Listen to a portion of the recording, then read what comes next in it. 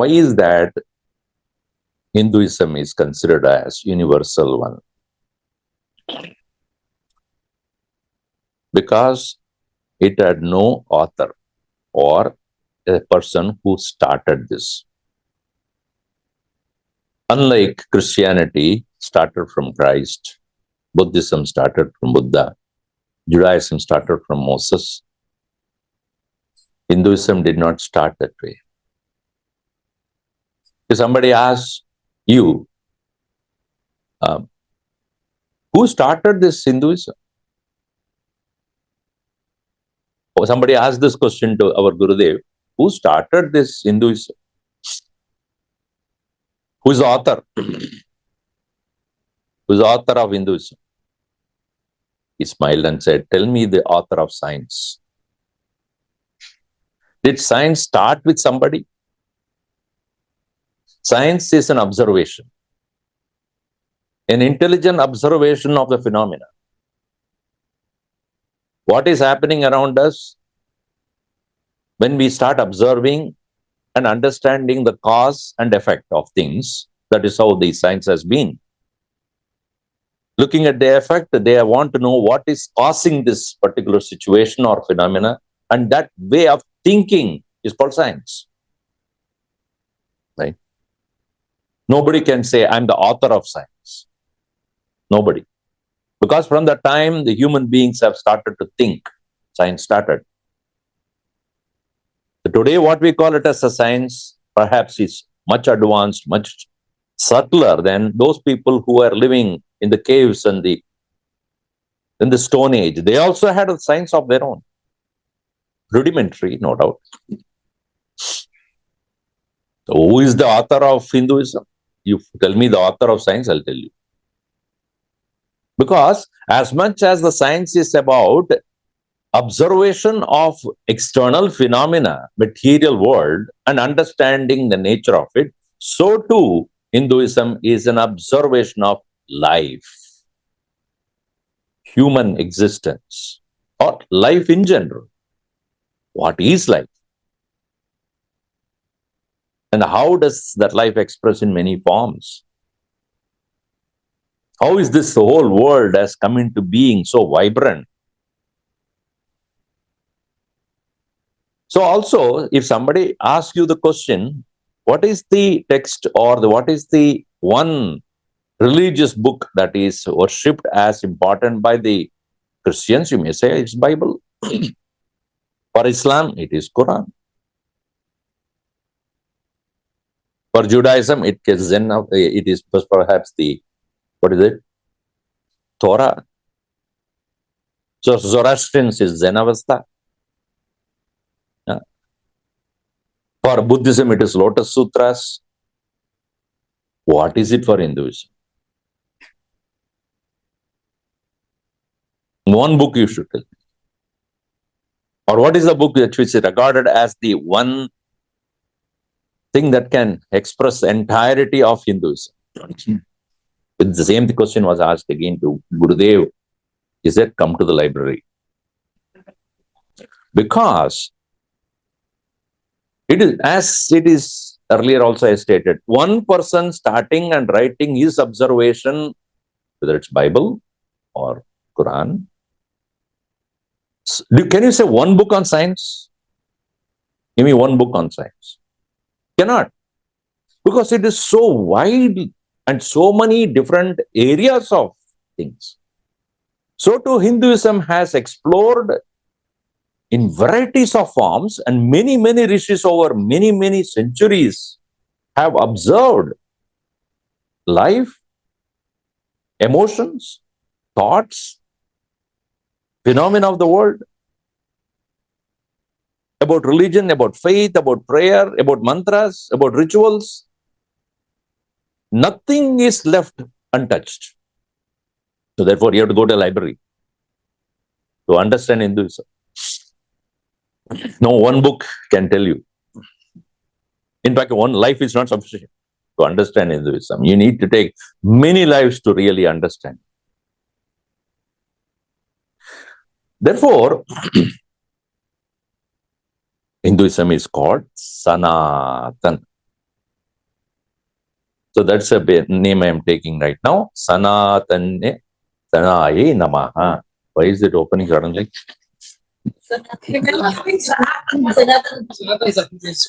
Spreading. It's okay. Sanatanaayai Namah. Sanatana means in Sanskrit, Atanam, Atatadi means spread. Tanoti, Atanoti, spreads. Sana means Sada, meaning always pervading everywhere. Not time limited, limited by space, limited by culture, limited by people. No. That which is always there, eternally there. Now tell me, our Gurudev used to give this as an example. When you throw a stone above and it comes down, due to the gravity, center of gravity, who created it? Or when did it start? Can you say, yesterday onwards it started? You cannot do that. Why? Because it was observed by Newton, all right. But before that also it was there. It is not Newton created it. Newton observed it and gave a law, 3-4 laws. So too, Hinduism has observed the human life or life in general, and they have documented their observations, not claiming that they created it, not claiming that it started after they started observing. As much as the most distant star that is there is still there, even if you don't know it. Isn't it? Just because you have got a telescope doesn't mean that the telescope created that star. No. This telescope started to observe the star's existence. So too, Sanatana Dharma is that which had started to observe the situations, observe the entire phenomena, and how we should live our life correctly understanding. Therefore, what was said in Bhagavad-Gita 5,000 years back by Bhagavan Krishna there is still applicable today, because human life has not changed. Their priorities have changed. Their likes and dislikes changed. Their way of living has changed. So, what we give priority today was not the priority your parents or your grandparents, your great-parents have given. For you, the priority is what? Monday to Tuesday, Friday, watching all the serials, eating the cereal, watching the serial, never seeing what is not seeing what is real. That was not the life who your grandfathers lived or grandparents lived. Their priorities were different. Friday evening party, they didn't have that. Saturday morning hangover, they didn't have that. Now you see, those things have changed. The cars that you are traveling now was not there at that time.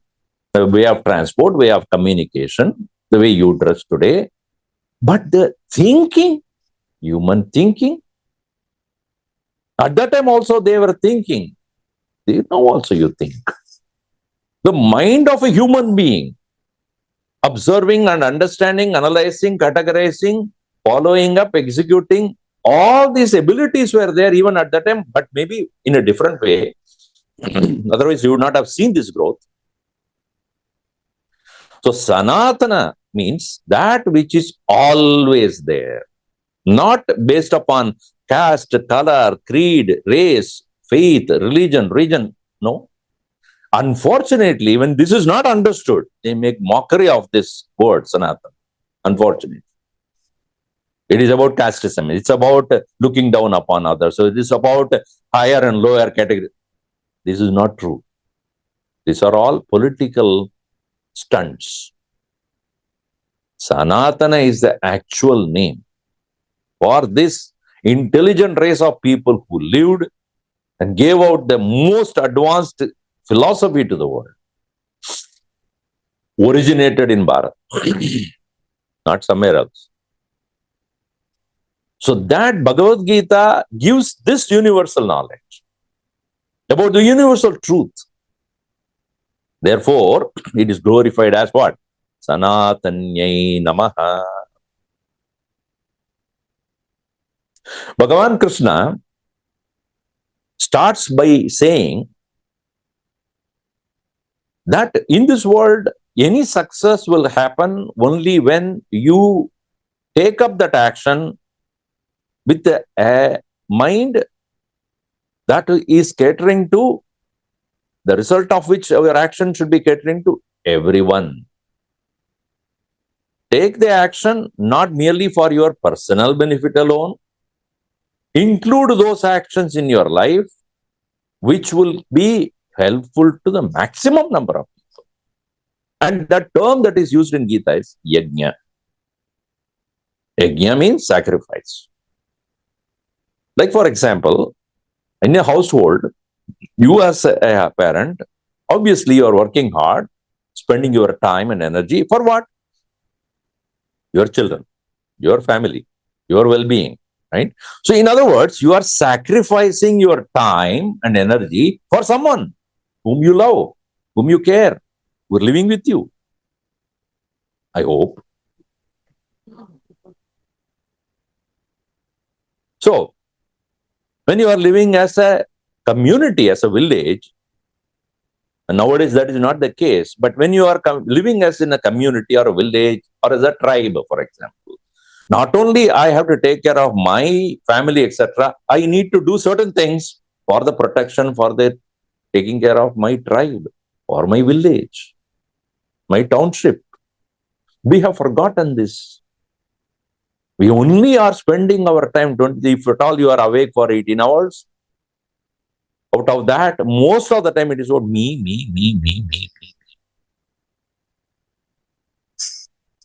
Last week I was in Florida, and some people came. I was in West Palm Beach, and the people came from Miami. So, sorry Swamiji, yesterday we could not come. It is 2-hour journey. We came here today. I said, yeah, you people are about my and me only. Miami.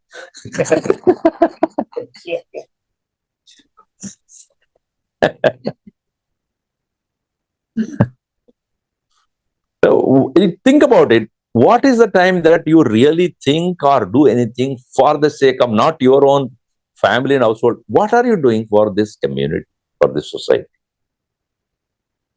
Think. We never have that as a part of our daily life.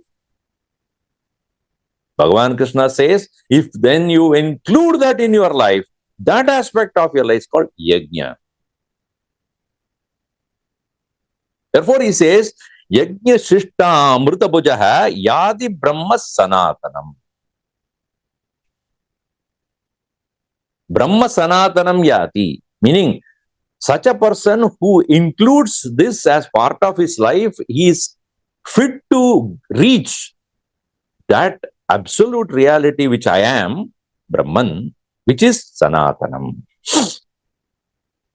And the sacrifice should be in such a way that I don't take my portion of the result first. I should leave for everyone, and what is left behind alone is mine. Yajna Shishtam. Shishtam means what is left behind. What we do, first thing, our share is kept aside. Right? Then only we give to others. Whereas in a sacrifice, first thing is other. Everybody should get the result of the action. My portion is, if at all available, that should be my, and that is what is called Amritam. Yajna Shishta Amrita Bhojanam. That Bhojanam, that food that, or the result that you take is like Amritam only when it is a remnants of what is there after giving to everybody. Yajna Shishta Amrita Bhujaha Yati Brahma Sanatana. So means understand that this knowledge or this religion, this Bharatiya culture, or this very nature of our scriptures in Hinduism, teaching us how to serve others. And by serving others, what you get is the eternal truth, everlasting result. And that should be our aim. Is it not true that none of us in this room likes to die? I'm not talking about this. How many of you are dying? One man said, I don't die, my wife does. Nobody wants to die except those who are from Australia. You know what they say in Australia? Hey, I came here to die. And they don't say today, they say to die.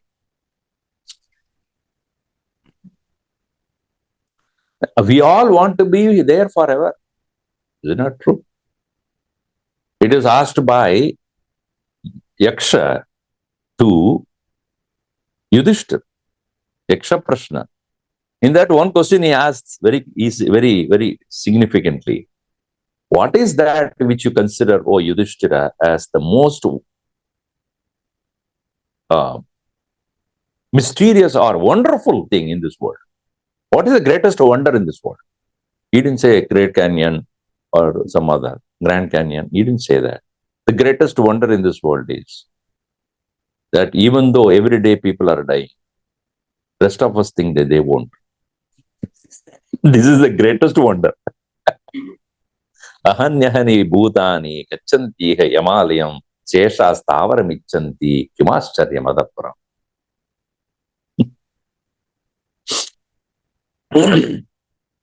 So we are qualified to reach that eternal nature provided we start our daily activities that will include something that I can do which I am not the recipient of the result.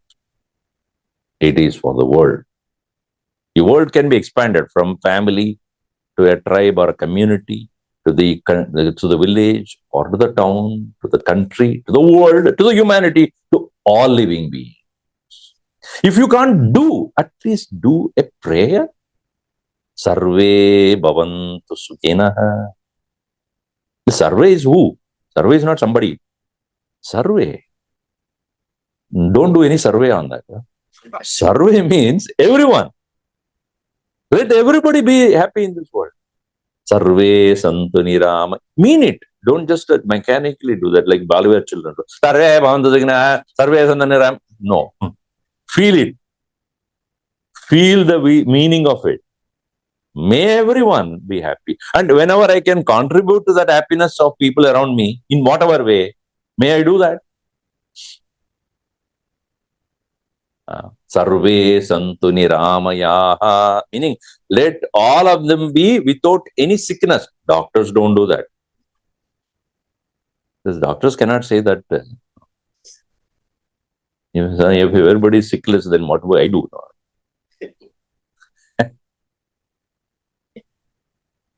Have you ever seen in a doctor's office, see you soon board? Welcome back. You won't see it. You better don't put that. Huh? Otherwise, the fellow is leaving. What?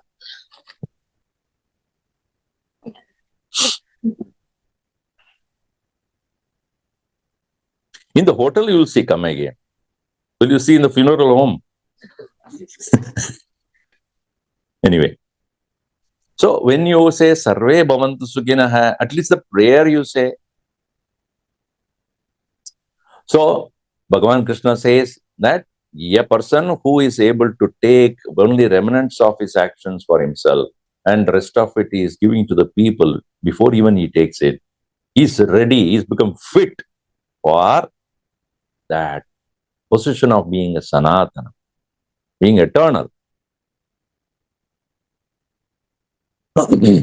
Now, Bhagavad-Gita and Upanishad, what does it point out to us? That essentially we are all eternal beings, immortal beings. Mortality is only for the body, not for the soul. Every religion is like that. But they consider, even though you are an eternal soul, deathless presence, Body alone dies. They say, but your life is only one. After you die, you probably are buried or whatever, and then the judgment day will be picked up, and then you will be decided whether you go to hell or heaven, whatever. But here in Hinduism, it's very clear. Even though you are an eternal soul, not subject to death, your body is subject to death, no doubt, but you are constantly journeying, and you will experience the results of your action in the further births. Bhagavan, therefore, he says, Bijam mam sarva-bhutanam viddhi partha sanatanam. Aham sanatanam bijam. I am the eternal seed of all living beings. Krishna says, I am the one who is an eternal presence in all of you. That soul is eternal, that you are immortal, you are ever there. At no point of time you have become absent. Have you ever experienced your own absence? Tell me. How many of you are absent here? You may be absent-minded, but anybody feels your own absence? Yes, Swamiji, when I am sleeping, you are sleeping. Everybody knows you are sleeping. You are snoring such a way. You may not remember that you are there, but it's not that you are absent. You are present. Even as the physical body is left behind, you are still present. Not in this body, some other one. Recognize that. Aham sanatanam bijam. Eternal is my presence. Bhagavan Krishna says, I am the seed of all living beings, which is eternal. Even if you look at it that way, the tree is there, and the tree has come from some particular seed, and the tree brings more seeds, and from there again it replenishes, and then again it never ends, it constantly on. When did it begin? Can you ever point out in terms of time? No. Life has no beginning, nor it has any end. Life cannot be created in a particular laboratory out of matter. Even though science is trying its best to create life out of matter, it cannot. Because life is not a creatable product. It is always present. It never ends.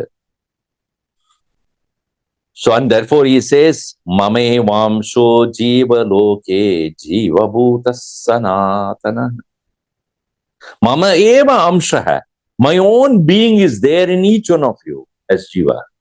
Mame vamsho jiva loke. In this world of beings, Mama eva amshaha. My own being is there. Jiva bhuta sanatana. All jivas are sanatana, eternal. Swamiji, very, very often this question comes to me. Swamiji, if we are all eternal, why is that human population is increasing? Human population, especially in India, is increased so much. And there are no new jivas are coming into this world. It's always there. Yes. Then how is that human population has increased so much over a period of time? Because animals, etc., did not have a place to go. Because we deforested everything. Forests are destroyed. So those animals who are supposed to be animals now has come up as your grandchildren. Children. Look at the way they play the games, you will understand. Kill, destroy. That is not actually human.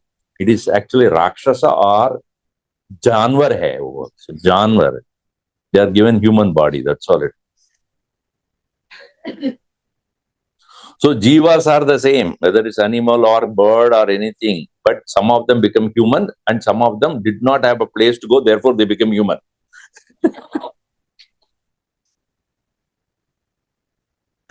No new jivas are created in this world. Your son, your daughter, your grandchildren, everybody has been there, now taken a new form has come to you, and then they will go and then new forms will come. Mama eva amshaha jiva loke jiva bhuta sanatana. So this must be very clear in our mind. As far as the Sanatana Dharma is concerned, all souls are eternal. All souls are immortal. That is the reason why Swami Vivekananda, when he went and addressed in 1983 the Chicago Parliament of Religion, first thing he said, my dear brothers and sisters, O Amritasya Putraha, O the sons of the immortality. He didn't start with O sinners. That is where the whole concept changes. You go to any other thing, they'll say, oh, sinners. Hey, Baba, first itself you condemn us. Whereas Upanishad and Gita says, oh, eternal ones, oh, immortal ones, oh, celestial ones. We are not sinners. We are saints by birth. Only we forget that. The moment we remember that, we can come out of it. That is the solution Bhagavad-Gita gives. And thus, therefore, this nature of ours, when it is understood as Sanatana, suddenly something opens up in our mind. But I am not subject to death. I am not subject to all this so-called sickness and disease which belong to my body. Who is in this world who is free of that? Who is free of sukha and dukkha? Who is free of joy and sorrow? Who is free of loss and gain? Everybody is going through that. But then, would they suffer or not depends upon what they know. If I know that I am an eternal Sanatana presence, eternal presence, yes, I will go through certain experiences through my body or mind. But that is only temporary. Just like when you are traveling somewhere and you are going to stay in some hotel or somewhere, that's not your home. It's only a temporary place where you're going. After that, you move on. It may be sometime comfortable, sometime not comfortable. And same way, when you're meeting people, they are also temporary. Everybody is temporary. So somebody said this, oh, don't waste your time crying all this. Get going. You are on an eternal journey. All this relationship are for time being. Get along, go along with them. Do not take anyone too seriously. Girlfriend, boyfriend, go ahead. Keep going. You are not here to get caught up in such world. That's World Wide Web, www. Don't get caught up in the snare of samsara. Keep going. This is the message of Gita. You are the eternal being. Continue your journey. And once you are strong and powerful and intelligent to take it up in your way and move on, nothing in the world can stop you. That is called Sanatanaayai Namah. Now, next name is Sarva-dharma-svaroopinyai Namah. Sarva-dharma-svaroopinyai Namah, meaning that which has all the forms of dharma. The word dharma means dharati iti dharma. That which upholds, supports. Therefore, earth is also called dharani. Why it's called dharani? Because it supports. We are all sitting where? We are all sitting where? On the earth. It supports. In the building also it's supported by that. Just like the earth is supporting all things that are there on the earth, so too, what is that which supports your own existence, being? Gurudev used to say, the dharma of a thing is that in the absence of which that thing doesn't exist. Example, fire and heat. The heat of the fire, it is the dharma of the fire. In the absence of the heat, fire is not fire. The sun and the light, bright light it gives, that is its dharma. Without the sunlight, without the light, can you see the sun? Sun is not sun if it does not have a light. So, the nature of a thing because of which the thing is, that is dharma.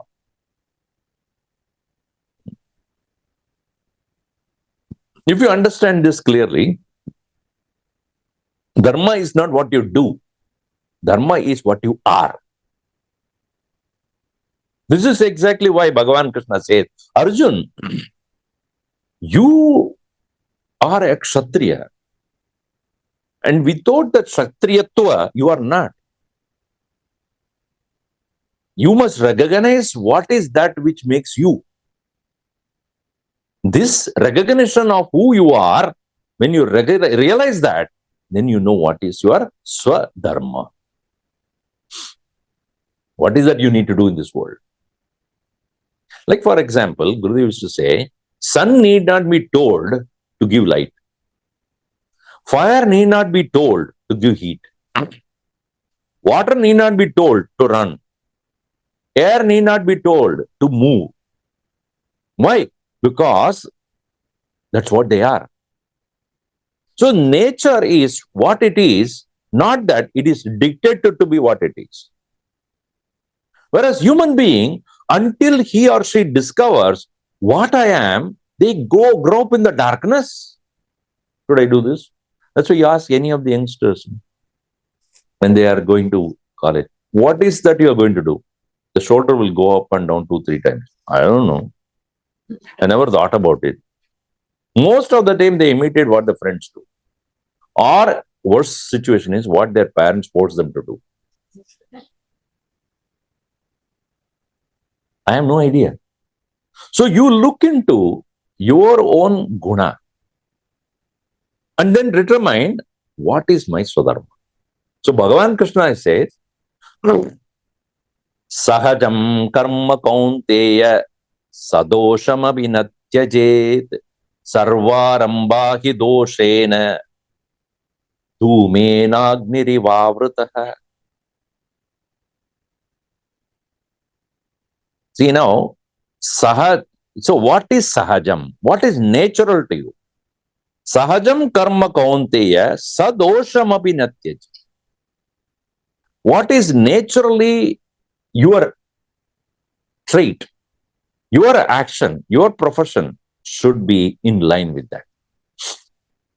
Now in today's world, it may probably look very conservative in this approach. Because what we do in today's world is the profession that we take up is based upon what is most lucrative. Is it not true?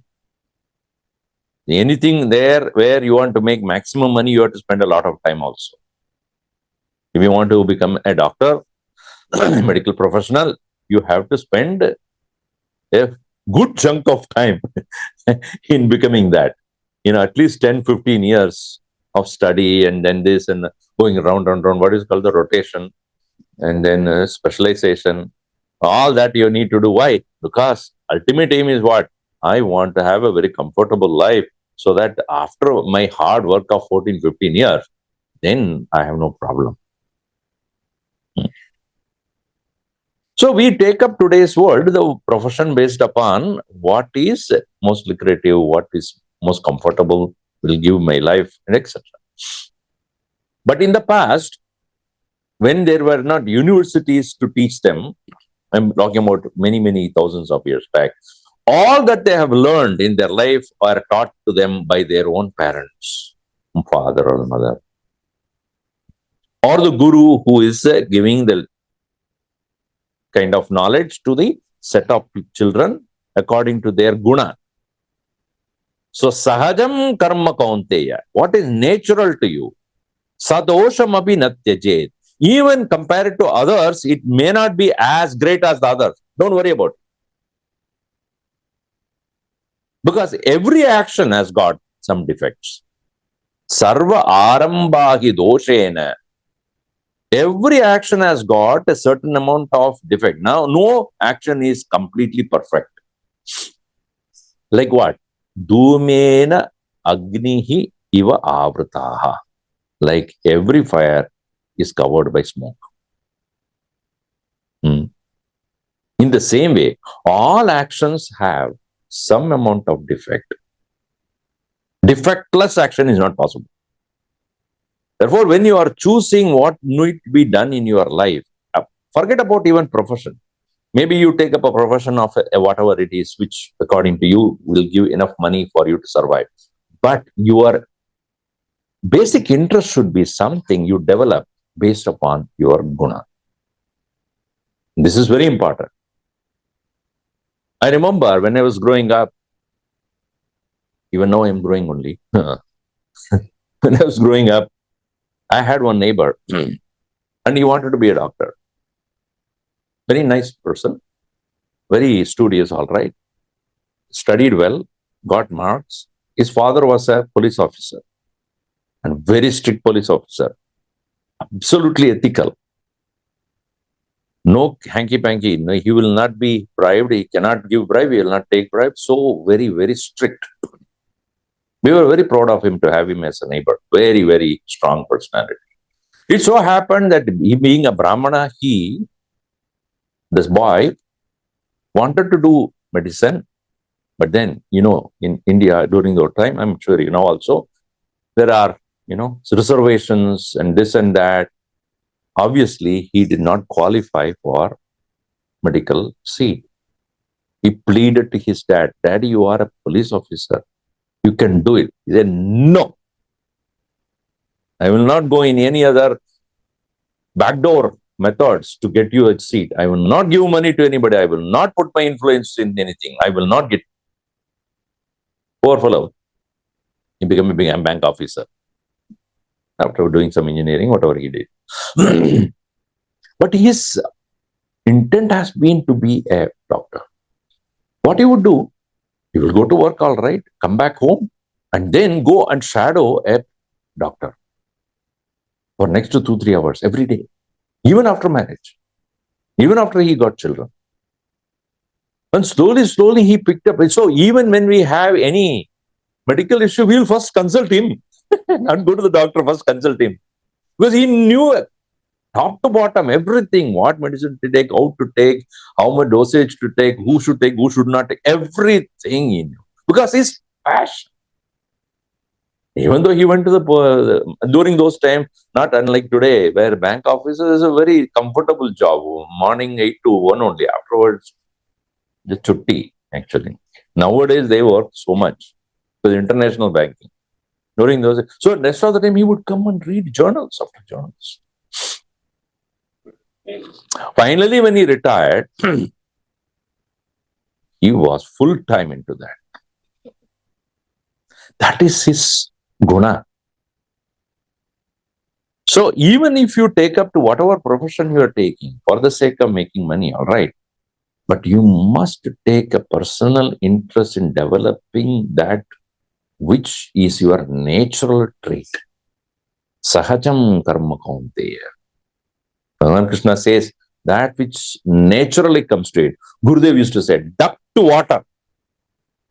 Duck need not be told how to get into the water or how to swim. You have to put the duck in the water, it will start swimming. You don't need to teach. We human beings, we are not supposed to be aquatic creature. So we have to learn how to swim. I asked one person, "Do you know swimming?" "I want to learn." "Then why are you not doing?" "I'm afraid of jumping into the water." Without jumping into the water, how will you start swimming? And that person is none other than me.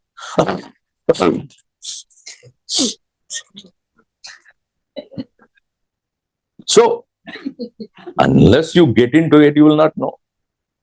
Sahajam karma.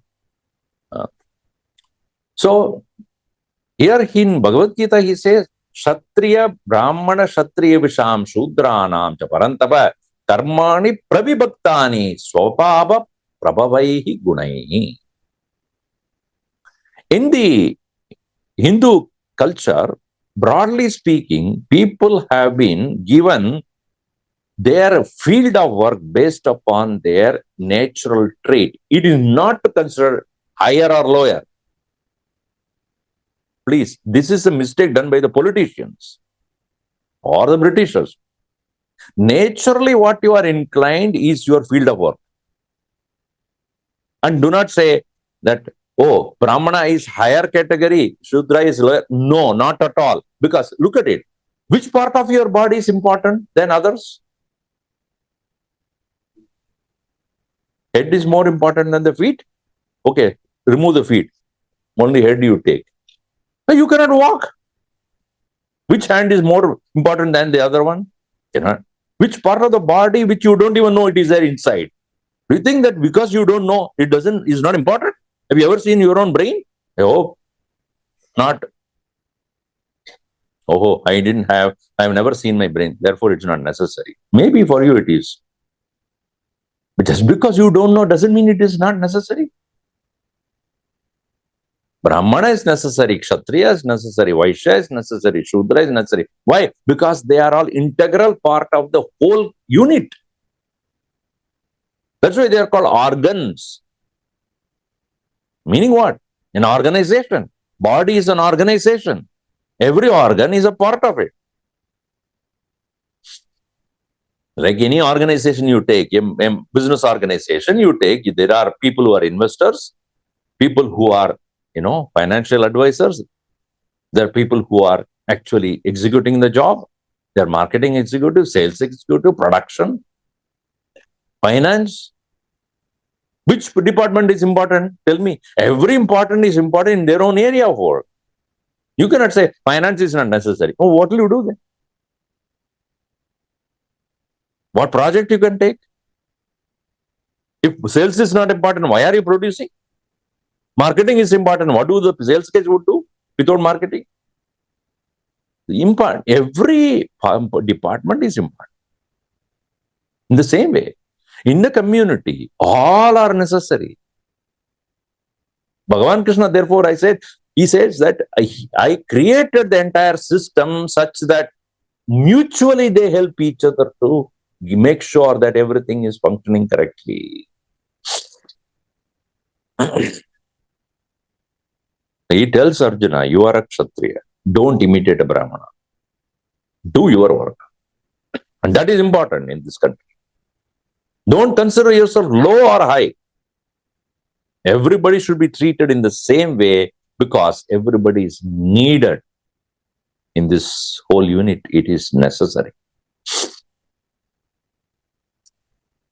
So, based upon the quality, based upon the predominance of a particular trait. So, Sattva Guna Pradhana Brahmana.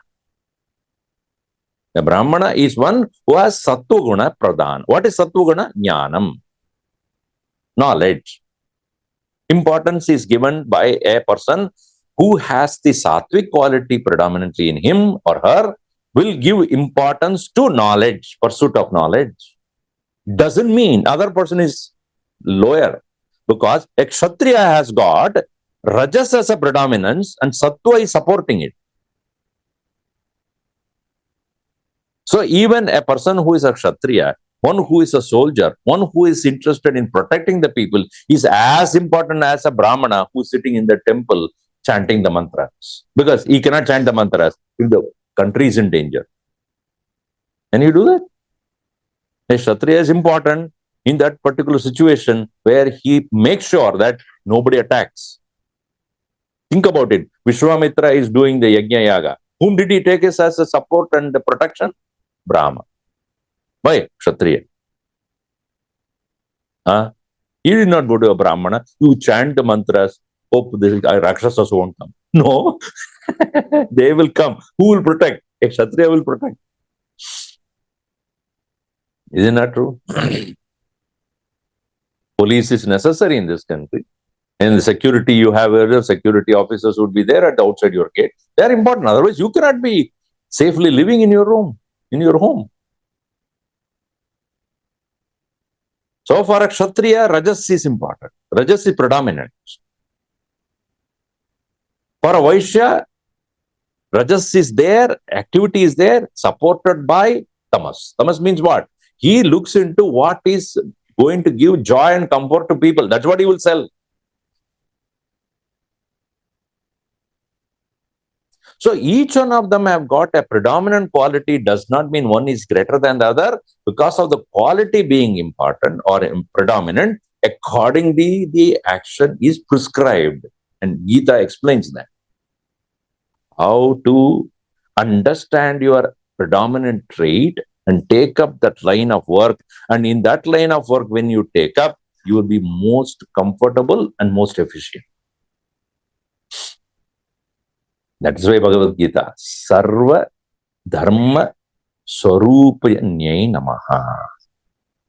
It teaches us how to recognize the trait, how to recognize the guna, and how to use that particular trait of yours to recognize what is that you need to do in this world.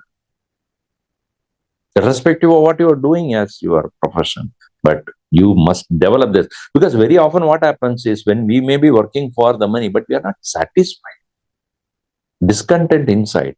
That's why many people say, I'm no job satisfaction, Swami. Why? Because your individual trait is not aligning with what you do. And the youngsters are like that. I'm not having job satisfaction. What are you going to do? I'm going to go for non-profit. Why? Because, industry, I am not, even if a person is, many of the doctors nowadays, after having studied medicine, what do? MBA. Why? Because I want to be in managing the doctors. Managing hospitals. I know what to do. What the doctors are doing, I know it. But I want to be in the management. Isn't that true?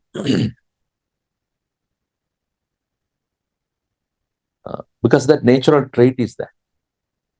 Anyway, so that Bhagavan Krishna very beautifully puts.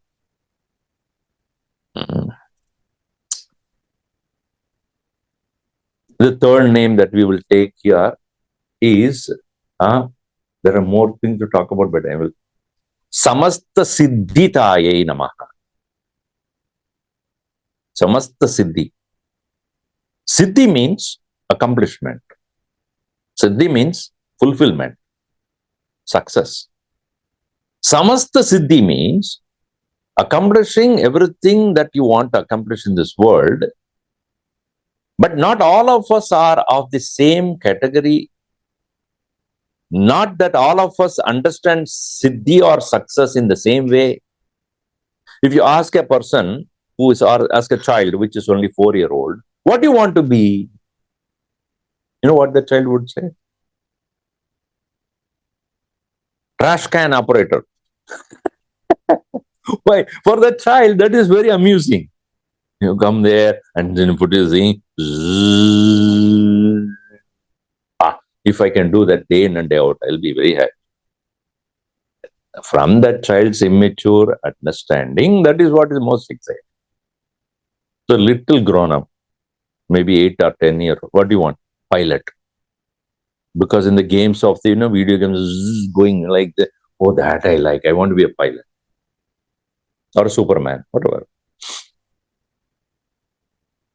Go and ask a 15-year-old, 16-year-old, what do you want to be?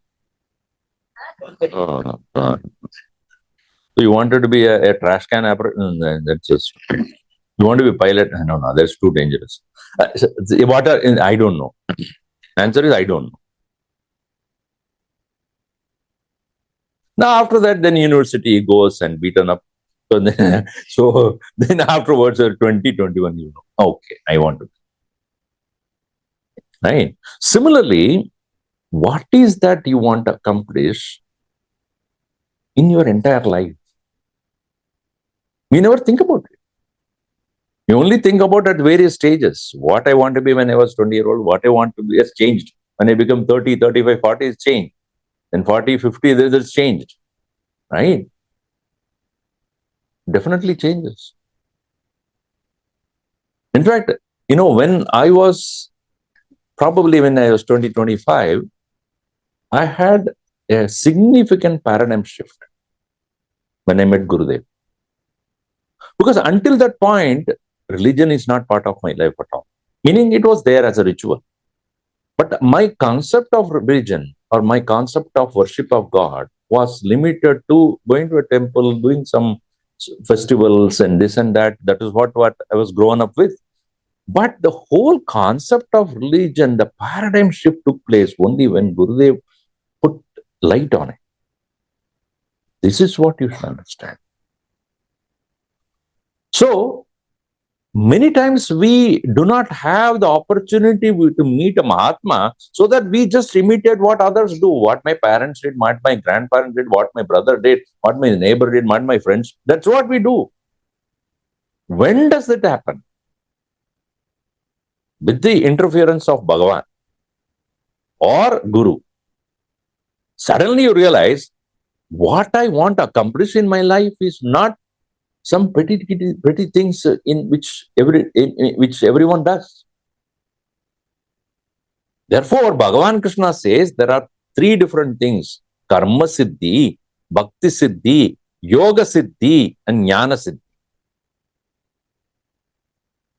I may not have time to explain all these things to you, but briefly let me tell you about that. Three things: Karma, Bhakti, and Moksha. Bhagavan says, when Arjuna was not ready to fight the war, Krishna says, your role in this particular period of time, in this situation, in this predicament, is first accomplish karma. But I'll talk about Bhakti and Moksha later. What I want to do is now, at this point, na karmanam anarambat naishkarmyam purushoshnute nacha sanyasanadeva siddhim samadhigacchati. By not doing your work, which is now in front of you, to fight the war, na karmanam anarambat, by not doing that work, you will not feel complete. Not even merely taking renunciation, running away from this battlefield and think that I will be in solitude and I can think about God. No, that will not happen to you. Why? Because your mind is still impure. Mind needs to be cleaned. Just like before you wash, before you start cooking, don't you clean your vessels?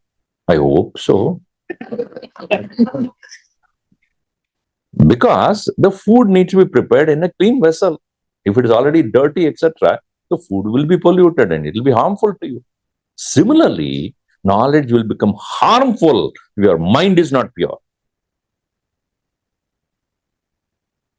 The knowledge will have no effect on you if the mind is impure. Even if you go to the best of the teacher, even if you get the best of the gurus and listen or hear and get directed by that very great master also, if the mind is not pure, it will be a waste.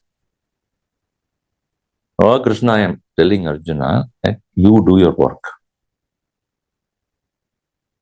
And he says very clearly, Kshipram hi manushe loge siddhir bhavati karmaja. The result of action is very quick in the world of action. Therefore, most people in this world are very busy in their own activities only, not thinking beyond this. Even not ready to retire also. Isn't it? Swamiji, I want to retire, but what do I do afterwards? Some people get a heart attack by very thought of retire. Why? Because they have not developed the life goal. They have only developed the professional goal or family goal or a personal goal which is limited to their comfort. What is your goal of life? That is not decided. That is not even thought of. Therefore, I've been busy for the past 45 years, 50 years, working day and day. Suddenly one day I stop. What am I going to do? The momentum is only on action. When the momentum is stopped by whatever reason, maybe because of the health or because of your age, stopped, then suddenly you find emptiness, vacuum. So, as I said earlier also, keep developing your inner trait based upon your inner trait. What is that you would like to accomplish? Siddhi, as at the end of your life, or when you are almost at the end of life, I have done what I wanted to do in my life. With this life, human body, human existence, human birth, which is very rare, I have accomplished at least the inner peace, inner joy. My mind is quiet, unagitated, free. That accomplishment, I need to make sure that I do it before I leave. So, Bhagavan Krishna says, finish the karma siddhi first. What you want to accomplish, finish that first. Purify your mind. Get ready. Then he talks about bhakti siddhi. Develop the love for the Lord. Mat karma paramo bhava, madartamabi karmani, kurvan siddhim avapsyasi. After having completed your work as much as you can do for your family, etc., now take up the next step. Bhagavan ke liye karma kar raha hoon. No more it is for only me. It is for the sake of the Lord I am going to do now. मैं भगवत का दास हूं. I am the servant of the Lord. I should represent Him. I should represent His qualities. I should represent His work. Move. Don't stay into your mere what you want to accomplish in your family, etc. Move next step to the next step. Make sure that you are working for the Lord. Ishwar ke liye kar raha hu. Then you are suddenly change of shift of idea.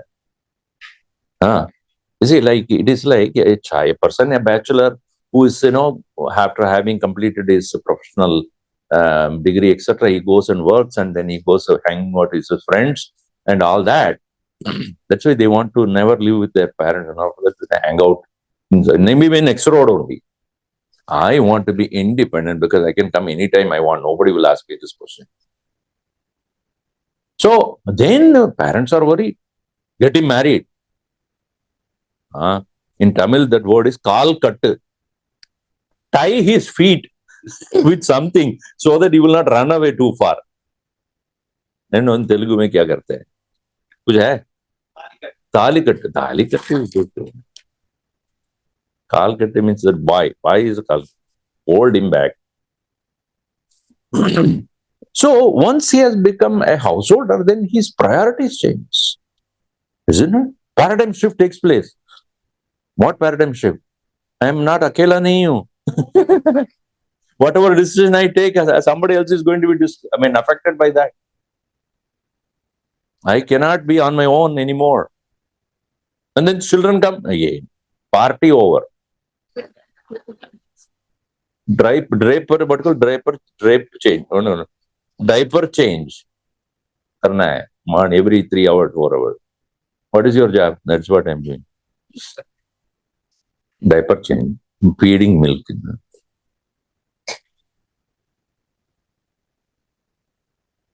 Because I say how that particular stage of life changes everything in your life. So too, at some point of time when you decided, I'm done with everything of my household responsibilities, Bhagavan ke liye main kaam kar raha hu. Now everything will change. Hanumanji, until then he was working for the Sugriva, that foolish darpok. And his Sugriva was so much of in fear with the Vali. And Hanumanji, even though he was his minister, no doubt, but he was not his master. Master is Rama only. When Sugriva told him, find out who are those 2 young princes who are there coming into our territory. Go and find out. When he went and looked at Rama, he said, he is my master. Oh, so only my king. I am not anymore working for him. Why? He's changed suddenly. Who is my master now? Similarly, when you come to a stage, your wife is no more a master. Your husband is no more a master. Nobody, only he. Suddenly a paradigm shift change. Everything will look different. इसके लिए मैं जीव रहा हूं, जीवूंगा. For whom am I living? So, moksha dharma, moksha siddhi. Matkarma paramo bhava. Consider my work. Madartama bikarmani kuruvan siddhim avapsi. Then you will accomplish something different. And finally he says, even as you are a bhakta, don't think that you will reach me quickly. Manushyanam sahasreshu kaschit yatati siddhaye yatadamapi siddhanam kaschin mam vidya tattvataha. Even though as a human being, many people strive to understand and realize God, not all of them put forth the same effort.